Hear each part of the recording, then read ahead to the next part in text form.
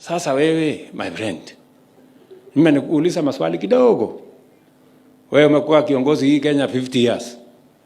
Hakuna kitu, no record ya kufanya anything except kuiba shamba ya NYS na kujenga jela kidogo mahali fulani. Sasa surely, alafu unataka kutuongelesha, unatuongelesha nini?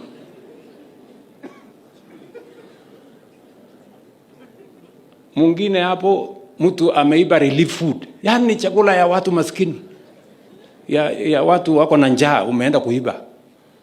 Hujatosheka na hiyo, umeenda kuibia mayatima, umeenda kuibia wajane. Hujatosheka na huko, umekuja kuleta ukabila, chuki, kiburi, ukafukuzwa. Sasa wewe unataka kutupatia ati unatupatia lecture. Lecture ya saa ngapi? Mtu one term MP. Ati unatuambia one term. Wewe my friend, you don't know who you are dealing with. Na hao wengine hawa, mtu mwingine mkutano kubwa inapigwa kelele kama hapa, analala.